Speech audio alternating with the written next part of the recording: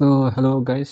ये ये जो मैं क्वेश्चंस लाया हूँ ये एसएससी जीडी का जो लास्ट ईयर है 2024 के क्वेश्चंस है। ये 20 को जो पेपर हुआ था उसके क्वेश्चंस है। तो इसको सॉल्व करने का तरीका दिखाऊंगा। तो ये जो सिंप्लीफिकेशन है क्वेश्चन, तो इसको सॉल्व करने का जो तरीका है वो है बॉर्डमस रूल से करना। बॉर्डमस रूल। बॉर्ड बॉर्डमस रूल से सॉल्व करते हैं इसको। तो इसमें बी जो होता है उसको उसका मतलब होता है ब्रैकेट। ब्रैकेट। ओ मतलब ऑफ, जो ये लिखा है ऑफ वो वाला। फिर डी से होता है डिवीजन। डिवीजन। एम से मल्टीप्लिकेशन। ए से एडिशन और ऐसे सब्ट्रैक्शन। ठीक है। तो जो ये क्वेश्चन है इसमें हम लोग सबसे पहले ब्रैकेट ढूंढेंगे, तो ये वाला मिल गया ब्रैकेट। ब्रैकेट उसके बाद ऑफ मतलब ये वाला। तो इसको मतलब ऑफ का मतलब बेसिकली होता है मल्टीप्लिकेशन। तो जो ये है 96 ऑफ मतलब मल्टीप्लिकेशन 2। उसके बाद करेंगे हम लोग मतलब अभी ये हम लोग ऐसे डायरेक्टली कर सकते हैं, मतलब 96 इंटू 2 कर दिया, ये 192 हो गया। ठीक है। 6 2 12 कैरी 1 और 9 2 18 119 192। ठीक है। इसको ऐसे डायरेक्टली यहाँ पे 192 लिख के फिर डिवाइड कर सकते हैं 24 से। लेकिन उससे अच्छा तरीका ये होता है कि आप डायरेक्ट 96 लिखो इंटू 2। अभी जो डिवाइड है वो उसको डायरेक्ट इसके नीचे लिखो। उसके बाद इसको काटो, मतलब तो 2 से 24 काटेंगे तो 12। ठीक है। और 12 8 जा 96। तो ये जो ब्रैकेट है अंदर इसको जो पूरा वो कट के मतलब वैल्यू आएगा 8। ठीक है। उसके बाद ये है फिर वापस और कोई ब्रैकेट है नहीं, तो उसके बाद क्या है ऑफ, मतलब ये वाला ऑफ। जैसा मैंने पहले बताया कि ऑफ को मतलब मल्टीप्लिकेशन लिखते हैं ऐसे। ठीक है। अभी इसको डायरेक्ट मल्टीप्लाई कर सकते हो या फिर मल्टीप्लाई ना करके जो डिवाइड में 8 है उसको ले आओ। ठीक है। तो ये वाला पार्ट। अभी 4 2 जा 8 और 2 18 जा 36। तो हम लोग को ये जो पूरा ब्रैकेट मिला, ये वाला इसका आंसर मिला है 18। ठीक है। अभी हम लोग को क्या करना है, 18 से मल्टीप्लाई करना है 41। 41 इंटू 18। अब इसका क्या होता है, जैसे कि ये दोनों डिजिट को एक साथ लो। ठीक है। 18 दोनों को एक साथ लो। अब 18 1 जा 18 8 कैरी 1। 18 4 जा 72 प्लस 1 कैरी का जो था, तो ये हो गया 73। ये है आपका आंसर। ठीक है। मैं फिर से बोल दे रहा हूँ कि जो ऐसा सिम्प्लीफिकेशन का क्वेश्चन होता है इसको बॉडोमस से करते हैं। बॉडोमस में बी है ब्रैकेट, तो सबसे पहले ब्रैकेट को देखना, फिर ओ है ऑफ, तो मतलब ये ऑफ ढूंढना। उसके बाद डिवीजन मल्टीप्लिकेशन एडिशन सब्ट्रैक्शन। ऐसे सॉल्व करना पड़ता है इस क्वेश्चन को, इन क्वेश्चन को। अभी नेक्स्ट क्वेश्चन जो है ये एवरेज के ऊपर है। अभी एवरेज कैसे निकालते हैं, जैसे कि एवरेज में कितना है, 60 टर्म्स है ना। इस क्वेश्चन में 60 टर्म्स है। तो जो सातों टर्म्स का जो टोटल वैल्यू आएगा, ये 60 टर्म्स का टोटल वैल्यू जो आएगा 60 टर्म्स का, उसको डिवाइड करेंगे हम लोग 7 से। ठीक है। तो बेसिकली क्या होता है मतलब एवरेज निकालने का फॉर्मूला, मतलब तरीका क्या होता है कि जो टोटल वैल्यू आ रहा है इन सबको प्लस करके divide by the number of, मतलब जितने टर्म्स है, जैसे कि अगर यहाँ पे 5 टर्म्स होता तो 5 लेते और ऊपर भी 5 वैल्यूज होते। तो वैसे ही तो इस क्वेश्चन को जब सॉल्व करेंगे तो इन सबको प्लस करेंगे। 26 plus 25 plus 21 plus 29 plus 24 plus 28 plus 22 by 7। अभी इसको अगर देखो यहाँ पे पीछे 8 है, यहाँ पे पीछे 2 है। ठीक है। तो ये 8 2 10 होता है। ठीक है। 0 ऊपर कैरी, तो ये दोनों को मिला के 50 बन जाएगा। ठीक है। वैसे ही 29 इसको मिला के 50 बन जाएगा। ठीक है। और ये 26 और ये 24 इन दोनों को मिला के, ये दोनों मिला के 50 बन जाएगा। तो ये एडिशन सिंबल हो गया कि 50 50 50। ठीक है। 350 150 हो गया।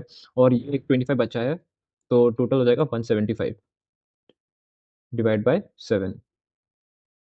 7, तो 7 और 2 जा 14, 7 5 जा 35, तो ये हो जाएगा आंसर।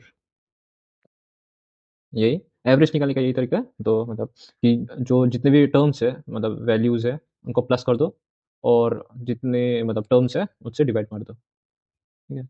अभी नेक्स्ट क्वेश्चन ये है, मतलब ये वर्क डन का क्वेश्चन है। तो इसमें बोला है कि आर आर 90 दिन में कुछ काम करता है, ठीक है।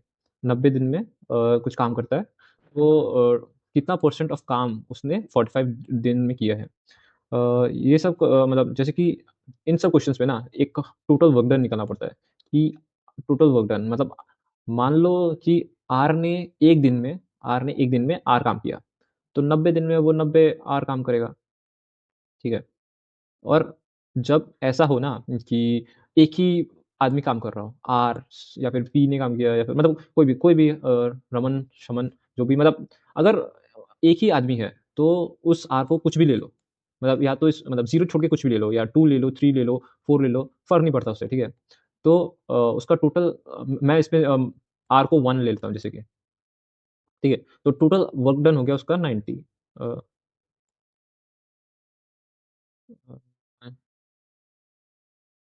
तो ये इसका टोटल वर्क डन आ गया 90, ठीक है। मैंने आर को वन मान लिया।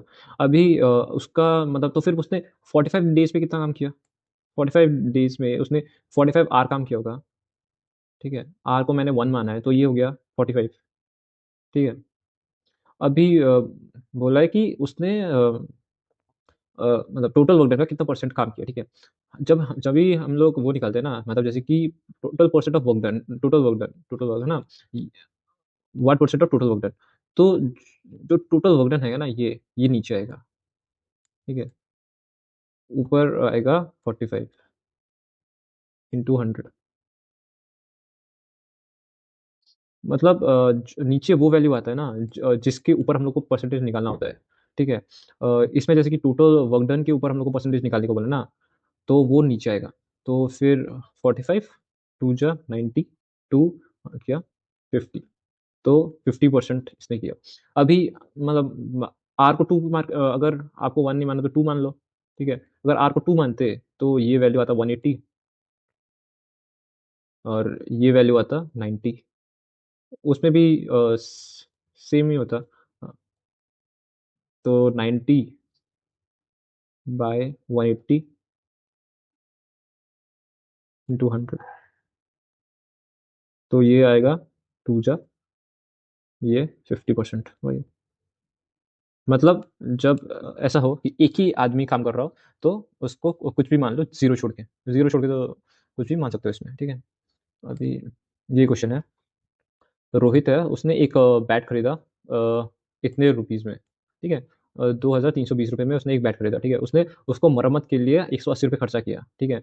तो उसका कितना पड़ गया उसको, मतलब उसको कितना पैसा देना पड़ा, जो कॉस्ट प्राइस था वो हो गया तुम्हारा 2320, फिर मरम्मत के लिए जो पैसा गया, ठीक है, 180 रुपये, तो उसका टोटल खर्चा हो गया 2,500, ठीक है। अब उसने उसको बेचा, ठीक है, मतलब एसपी वो बेचा 2400 में।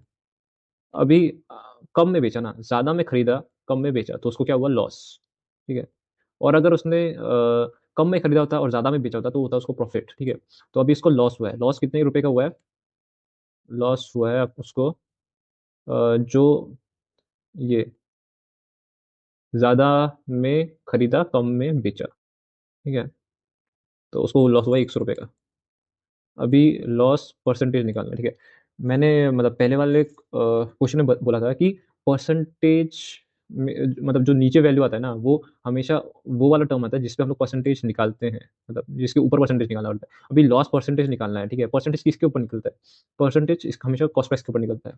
लॉस भी हो प्रॉफिट ही हो, लॉस या प्रॉफिट हमेशा कॉस्ट प्राइस पे निकलता है, मतलब जो नीचे आता है वो आता है मतलब जिसपे खरीदा, तो इंटू 100, जो लॉस हुआ उसको 100 रुपये का लॉस हुआ ना, ये परसेंट निकालने के लिए। तो जीरो जीरो कट गया, जीरो जीरो कट गया, 25 फोर जा 100, तो उसको 4% का लॉस हुआ। 4% का लॉस हुआ इसको।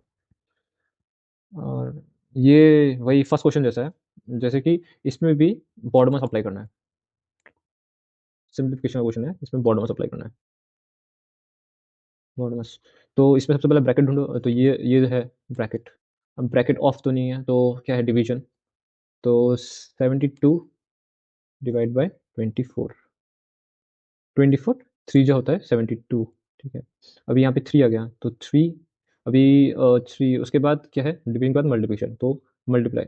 5 3 जो 15, कैरी 1, 7 3 21, 22 2, कैरी 2, 23 4 5, मतलब 525 आएगा ये इसका, ये टोटल का। अभी उसमें ऐड करना है +5, +5।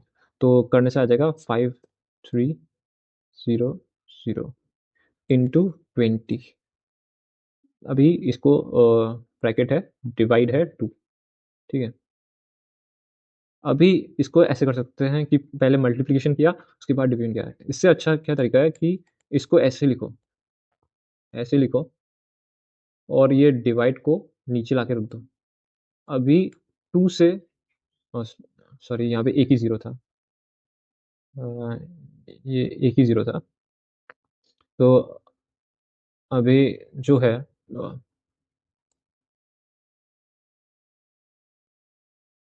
अभी जो है 2 से ये कट जाएगा 10, और ये आंसर आ जाएगा 5300।